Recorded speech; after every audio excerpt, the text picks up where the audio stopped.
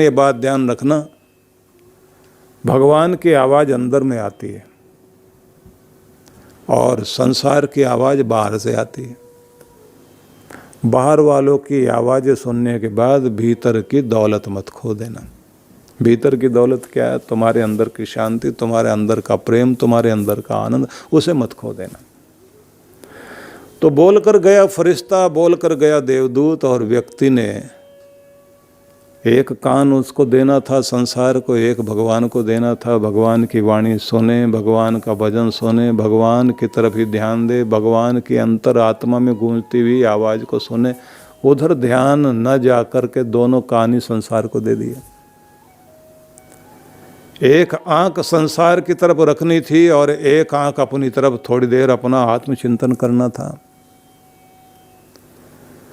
नासिका में प्राण चल रहे हैं तो ये श्वास, ये शक्ति, थोड़ा सा भाव इसका संसार के लिए, अपने कर्तव्य कर्म फर्ज निभाने के लिए, लेकिन बाकी तो प्राण साधना करते हुए अपने भगवान से अपने संबंध जोड़ने थे।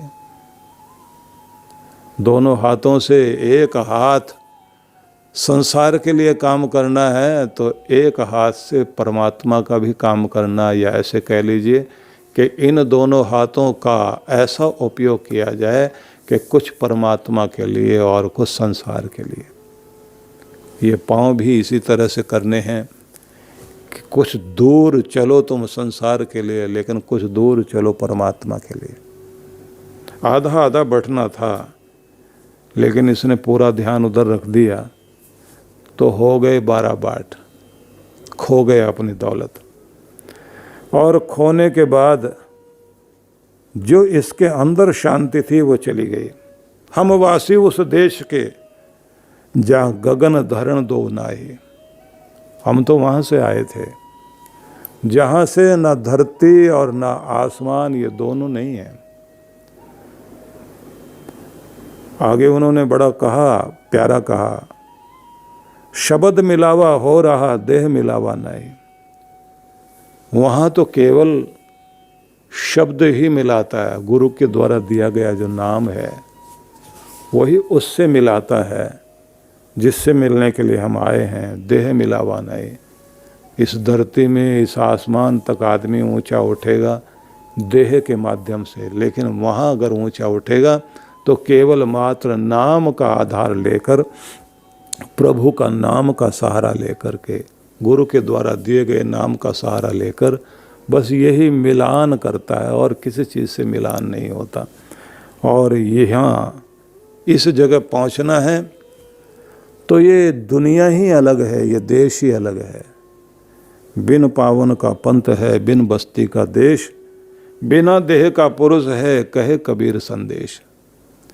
इस जगह में जहाँ तुम्हें जाना है, अपने उस देश में, क्योंकि कबीर ने अलग अलग जगह भी कहा, चल हंसा उस देश पर ब्रह्म का खेल, ज्योति जले अगम की बिन बाती बिन तेल।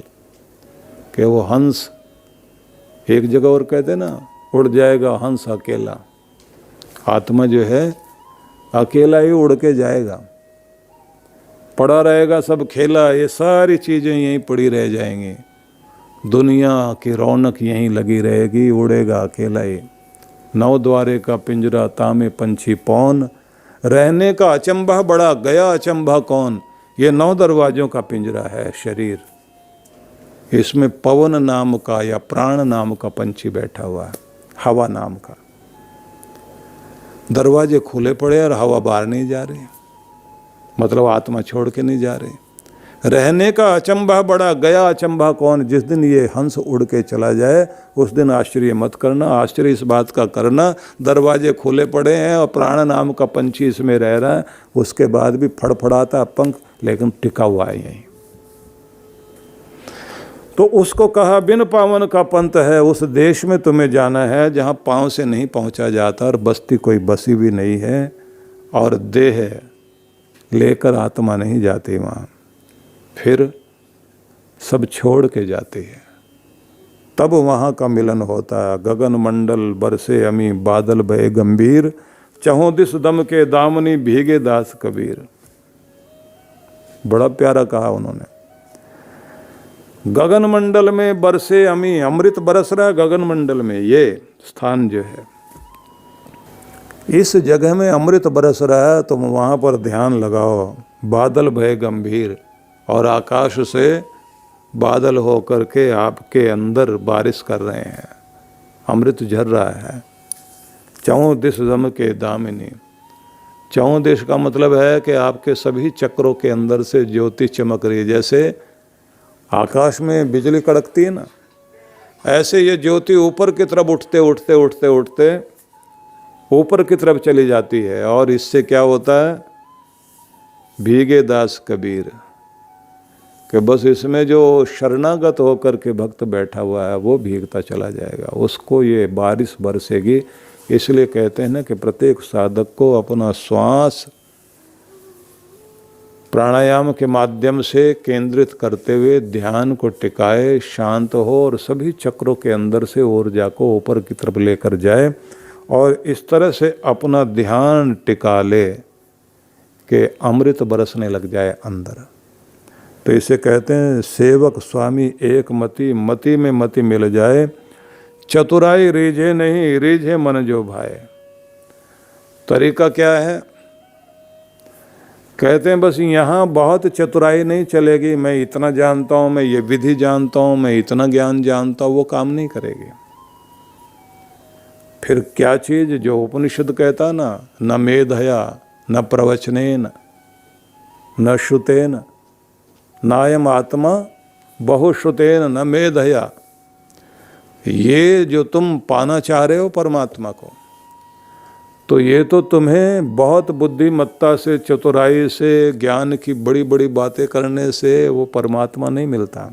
यम एव एष वृणुते, जब वो तुम्हें चुन लेता है, तुम सरल होकर उसके हो जाते हो और वो तुम्हें चुन लेता है, तभी तुम्हें ये प्राप्ति होती है। तो कबीर इसको कह रहे हैं, रीझे मन जो भाए। जब तुम मन के भाव से, हृदय के भाव से भगवान को प्रसन्न कर लेते हो, तो बस इसी से वो मिलता है, और कोई रास्ता है नहीं। लेकिन साथ साथ कहा कि लगातार अपना सिमरन करते रहना। सिमरन से सुख होत है, सिमरन से दुख जाए, कहे कबीर सिमरन किए साईं माही समाए। एक ही तरीका है, सिमरन करते रहो। सिमरन से सुमरन होगा, मरना भी सफल हो जाएगा। और सिमरन से दुख जाए, दुख भी उसी से हटेगा। कहे कबीर सिमरन किए साईं माही समाए। सिमरन करते करते भगवान में समाहित हो जाएंगे। कबीर साहब को जब उन्होंने बहुत तरह की तीखी तीखी बातें कह दी, तो जो बादशाह लोधी थे, सिकंदर लोधी, दिल्ली में वो राज करते थे, और उन्होंने बुला लिया उनको। यहाँ अभी भी लोगों ने जो है लोधी गार्डन से लेकर के लोधी का मकबरा, पता नहीं क्या क्या चीज़ें यहाँ रखी हुई हैं अभी भी। तो उनके पास में लेकर उनको बुलाया गया, सजा देनी है। बड़ा लोगों ने भड़का दिया था, काजी मुल्ला सारे लोगों ने भड़का दिया, इस आदमी को सजा दो।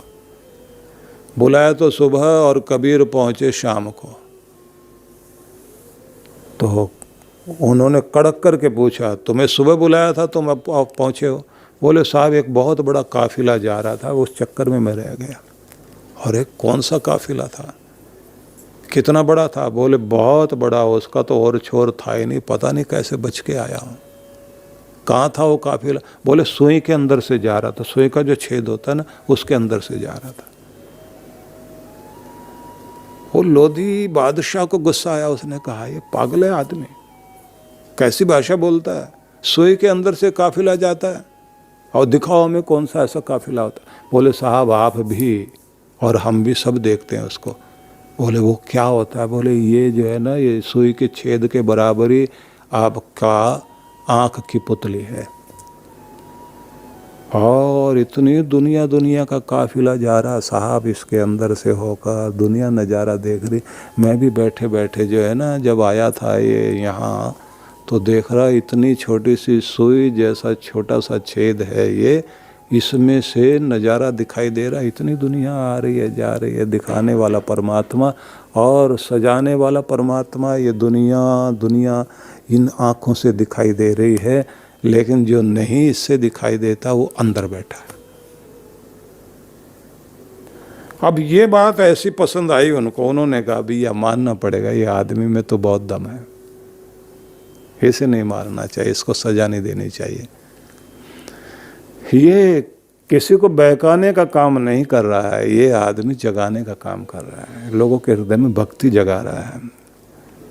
इसलिए उन्होंने कहा सत नाम को सिमरते उबरे पतित अनेक, कहे कबीर नहीं छाड़िए सत नाम की टेक। यही सच नाम है भगवान का, इसका सहारा लेकर न जाने कितने पतित भी तर गए। इस परमात्मा के नाम की टेक, इसका सहारा कभी मत छोड़ना। कबीरा निर्भय नाम जप, जब लग दीवा बाती, तेल घटे बाती बुझे, सोएगा दिन राती। जब ये अंदर का तेल घट जाएगा, उम्र घट जाएगी, सांस की यात्रा समाप्त होगी, तो फिर तो मिट्टी में मिट्टी मिल जाएगी, फिर तो सोना ही होगा आखिर में। इसलिए ना डर, भगवान का नाम ले, श्वास श्वास हरि नाम सिमर, वृथा श्वास मत खोए, ना जाने इस श्वास का फिर आवन होए ना होए। कितनी सारी चीजें उन्होंने कही।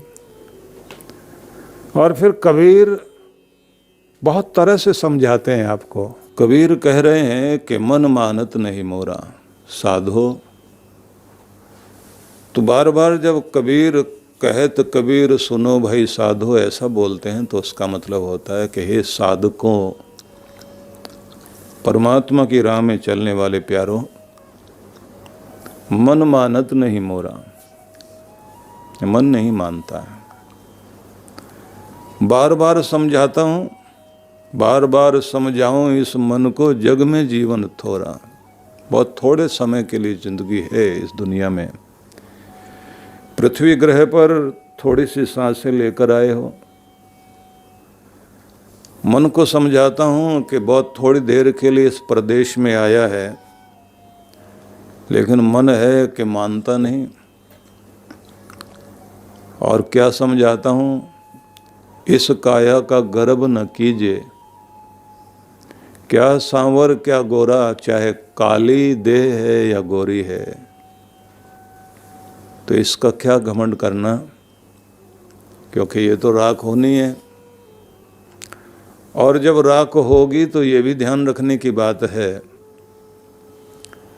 कि उस राख को भी उठाकर जब गंगा में प्रवाहित किया जाएगा, थोड़ी दूर तक तो लहरों पर निशानी दिखाई देगी, फिर लहर में लहर मिल जाएगी और देखते देखते आँखों के सामने ये देख हो जाएगी, इसकी आखिरी निशानी भी चली जाएगी।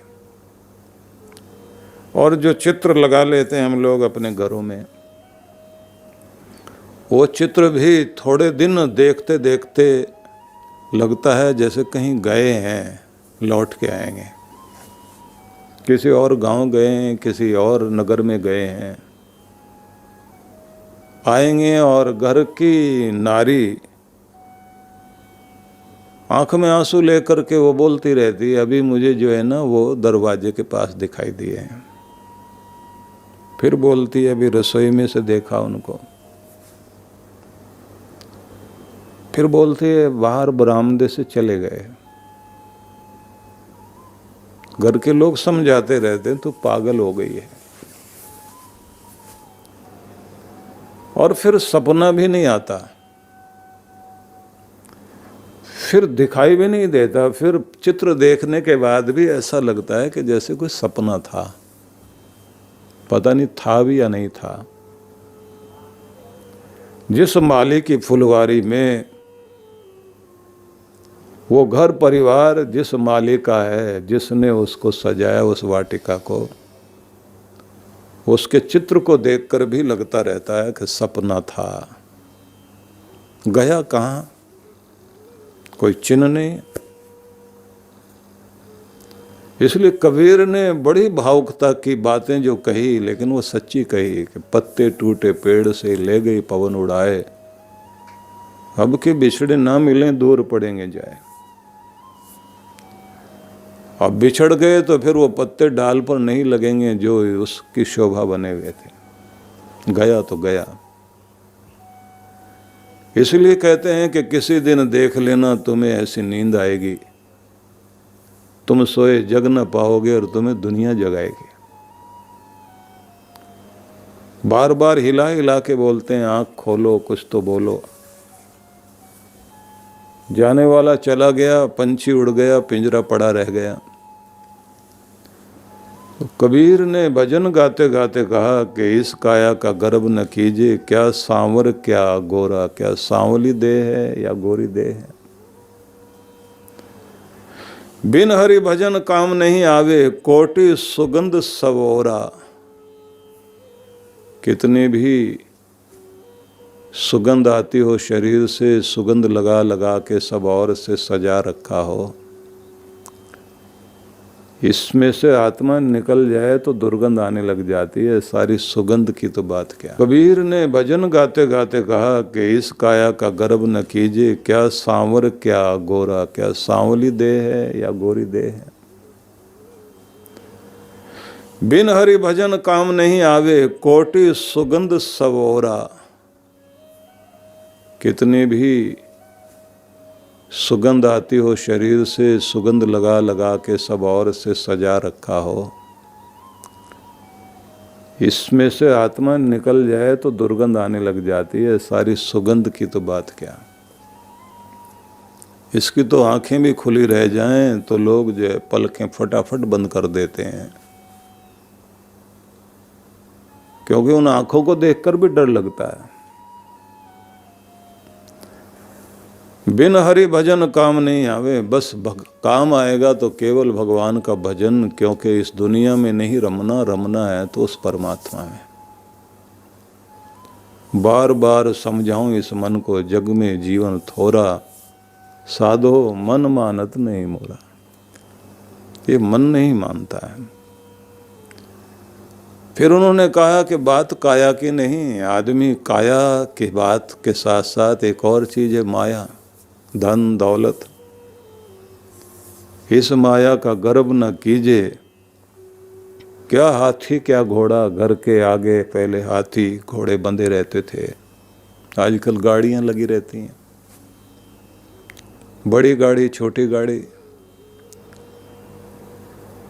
सारी चीजें खड़ी हैं सामने, लेकिन जाएगा जब सब ठाठ पड़ा रह जाएगा, जब लाद चलेगा बंजारा। वो जो बंजारों की टोलियां सजावट करके, तंबू गाड़कर, मेला लगाकर, गीत गाकर, नट रस्सी पर चलकर तमाशा दिखाते, लोगों को इकट्ठा करते। जंगल में मंगल कर दिया उन्होंने, लेकिन अगले दिन मेला उखड़ जाता है। टेंट लेके जा रहे हैं, अपने घोड़े पे लाद रखा है, खच्चरों पे लाद रखा है, सब ठाठ पड़ा रह जाएगा जब लाद चलेगा बंजारा। बंजारा लाद के जब चलेगा तो फिर वो ठाठ खत्म। कि इस माया का गर्व न कीजिए, क्या हाथी क्या घोड़ा, जोड़ जोड़ धन बहुत चले गए, 100 लाख करोड़ा। 100 लाख करोड़ जितने भी जोड़ के गए लोग, सब छूट गया यहीं। और आदमी है कि आखिरी घड़ी तक चाबियां संभालने में लगा रहता है। किसी सज्जन ने एक बात बताई कि उनके घर के आगे कोई एक व्यक्ति रहते थे, विवाह नहीं किया था उन्होंने, शिक्षा विभाग से जुड़े हुए थे, कंजूसी बहुत थी, बाप दादों की प्रॉपर्टी थी, पैसा बढ़ा रखा था। गले में हर समय जो है अपनी चाबी लटका के रखते थे। कोई बहुत धर्म कर्म नहीं करते थे, लेकिन गले में एक जनेऊ पहना हुआ था। वो जनेऊ नहीं था, वो उनके चाबी का, समझ लीजिए, संभालने का एक माध्यम था। वो कभी उसे माला की तरह पहने, कभी लंबा लटका के कमर तक आए तो पता रहे कि हाँ है, कमर पे लगे तो चाबी है। बीमार पड़ गए, अपने ऊपर खर्च नहीं करें, पड़ोसियों को दया आई कि भाई इनको लेके चलें, मना कर दिया। 3 दिन ऐसे हो गए कि उनको सांस लेना भारी हो गया, मुंह से आवाज ना आए। महिलाएं झांक झांक के देखें कि कहीं चल ना बसे हों। अपने पति को लेकर आई कि आप बोलिए इनसे, तो इशारा करें और बोलें कि देखो डॉक्टर के पास ले जाना। तो ये बोल नहीं पाए, लेकिन हाथ से इशारा करे कि ये कौन देगा, डॉक्टर के पास तो चले जाएं, भाई ये बताओ ना, ये कौन देगा। अब मुंह से बोला नहीं जा रहा। वो पड़ोसी ने कहा भैया हम देंगे, आप चिंता ना करो, आप ठीक हो जाओगे, हम लेके चले। ठीक है, ले चलो। ले गए उनको। अब जब उनको लेकर गए, 1 घंटे में डॉक्टर के पास इलाज चलते चलते प्राण निकल गए। डॉक्टर ने कहा कि ये अगर 5-10 दिन पहले आ जाते तो इनकी तो छाती पूरी जाम हुई पड़ी है, पता नहीं सांस कैसे ले रहे थे। 3 दिन पहले भी आ जाते, ऑक्सीजन लग जाती, तो हम ये सब क्लियर कर देते इनका। आप लोगों ने, कैसे लोग हो आप लोगों को, कोई ममता नहीं है क्या इनके प्रति? सबने कहा साहब हम लोग पड़ोसी हैं, हम तो अपना खर्चा करके लेके आए। तो ये आदमी, फिर इसके पास पैसा नहीं था, वो उसका जो है वो पॉकेट, उसको देखा गया, पॉकेट में उसके कम से कम 15-20 हज़ार रुपये, 2 पॉकेट में 15-20 हज़ार रुपये पड़े, और चाबी है। अपने ऊपर 2 पैसे नहीं खर्च किए उसने, मतलब दाम नहीं जाना चाहिए, चाम को कुछ भी हो जाए, चमड़ी को कुछ भी हो जाए, दमड़ी हाथ से नहीं जानी चाहिए। छोड़ के गया। और जब उनको गवर्नमेंट के लोग आए, उनकी तिजोरी खोली, लाखों रुपए तिजोरी में रखे हुए हैं। बैंक बैलेंस चेक किया गया, उसमें भी 1.25 करोड़ के लगभग उनका पड़ा हुआ। सब तो इस देह के लिए है। आदमी जोड़ता रह जाता है। जिस जीवन के लिए हमने अपने, क्योंकि ये सब साधन है आपको सुख सुविधा देने के लिए, और उससे पहले उससे कोई बात करता था कि कोई आपका मिलने नहीं आता, दूर का भी रिश्तेदार, बोले वो मुझसे मिलने नहीं आएंगे, मेरे पैसे से मिलने आएंगे, यहाँ बैठेंगे, मीठी बातें करेंगे और मेरे से पैसा खींचने की कोशिश करेंगे। वो लोग आके बोलते हैं हम दूर के रिश्तेदार, तो मैं उनको कहता दूर रहो। दूर के रिश्तेदार होने का मतलब क्या, पास क्यों आते हो? सेवा करने आते हो, काम करने आते हो, कभी काम आए किसी के? तुम्हें तो दिखाई देता आगे पीछे कोई नहीं, ले लो इससे। उनसे किसी ने कहा कि शादी कर लेते तो अच्छा था, बोले बड़े लोगों को देखा हमने,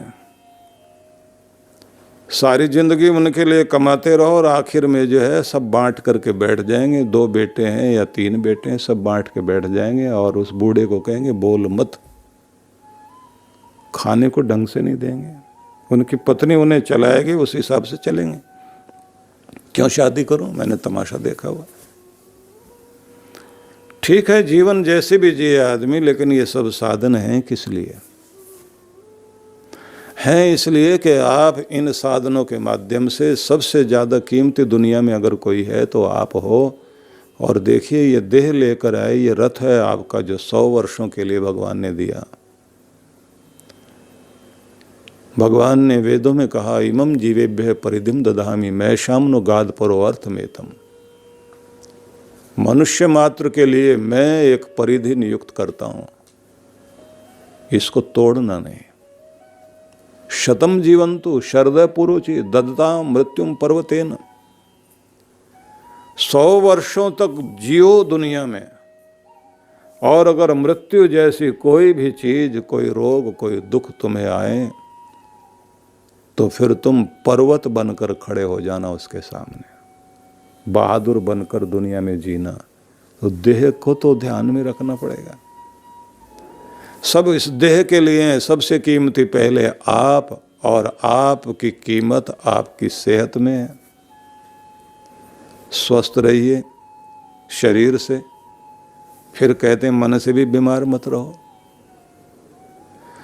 मन से बीमार वो रहता है जो मानसिक रूप से दबाव में, तनाव में, दुखी, चिंतित रहे, गुस्से में रहे, डर में रहे, निराशा में रहे, खुद डरे, दूसरों को डराए, खुद गुस्से में दूसरे पर गुस्सा करे, खुद परेशान दूसरों को परेशान करे।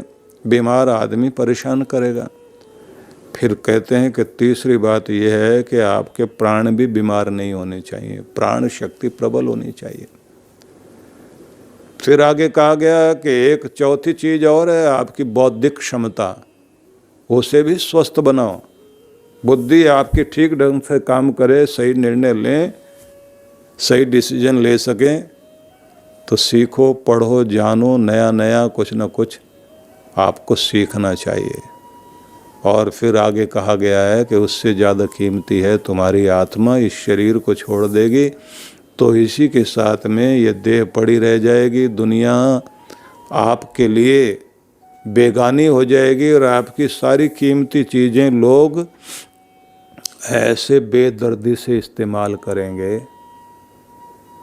उन्हें कोई फर्क नहीं पड़ेगा। बेदर्दी से खर्च करके ख़त्म कर देंगे, लापरवाही से ख़त्म कर देंगे। तुमने तो एक एक चीज़ को खून पसीना करके जोड़ा, तो दुनिया दुनिया है, तो तुम अपनी आत्मा को कलुषित मत करना, इस आत्मा को आनंद देना। और आनंद इस दुनिया में कहीं नहीं मिलता, ये मिलता है भगवान के चरणों में। तो ये भक्ति से आत्मा को मजबूत बनाना। तो इसलिए कहा दुविधा, दुर्मति और चतुराई, दो चीजें। एक तो दुविधा में पड़े रहना, दुर्मति और गलत संगत से दुर्मति हो जाए, अक्ल खराब हो जाए, और चतुराई, ज़्यादा चालाक बन के जीना, ये सब व्यक्ति के काम नहीं आती।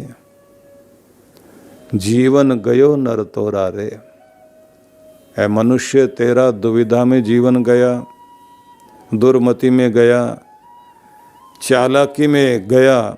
कहे कबीर चरण चित राखो, ज्यों सुई बिच डोरा।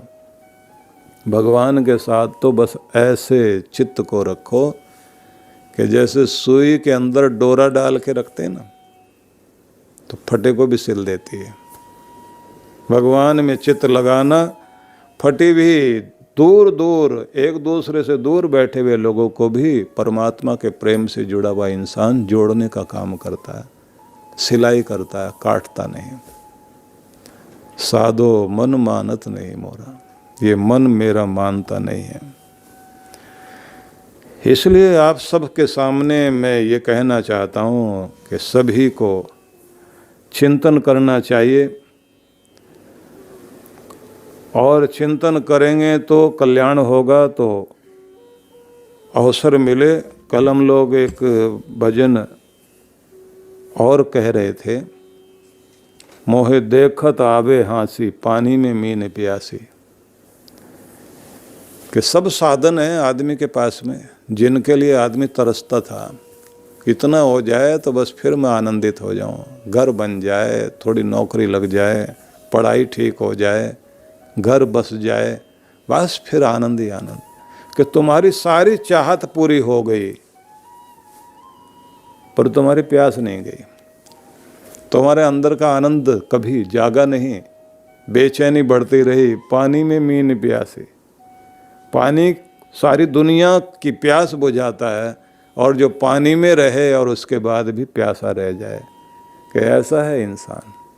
चारों तरफ तृप्ति के सारे साधन हैं, कोई तो 2 बूंद में प्रसन्न हो जाता है और कोई समुद्र लेकर भी प्यासा रहता है कि तुम कैसे हो गए। गुरु बिन ज्ञान, ज्ञान बिन चेला, निस दिन फिरत उदासी रे, मोहे देखत आवे हांसी रे।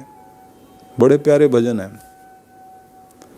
हालांकि इन सबको पहले साज पे बैठाना पड़ता है, तैयारी करते हैं लोग महीनों महीनों, फिर जा कर के किसी एक भजन को सेट करते हैं, फिर गाते हैं। लेकिन यहाँ तो कोई किसी को मनाने की बात ही नहीं है। पर ये बात जरूर ध्यान रख लेना, आत्मज्ञान बिना नर भटके, कोई मथुरा कोई काशी रे, मोहे देखत आवे हांसी रे। आत्मज्ञान हो तब उसके अंदर में मथुरा और काशी आ जाते हैं, और नहीं तो फिर भटकता घूमता है। कि देखते हैं ना आप लोग, मथुरा वाले बिस्तर बांधे बैठे हुए कहाँ जा रहे हैं? काशी में जा रहे हैं। किस लिए जा रहे हैं? भगवान के दर्शन करेंगे। मथुरा वाले जो है काशी जा रहे हैं, वो काशी वालों से पूछा आप भी स्टेशन की तरफ जा रहे हैं? बोले उज्जैन में दर्शन करने जा रहे हैं, भगवान के दर्शन करने जा रहे हैं। यहाँ कमी है कोई? नहीं, थोड़ा हमारा उधर तरफ ध्यान है। उज्जैन वालों से कहा कि आप, बोले हम लोग केदारनाथ जा रहे हैं।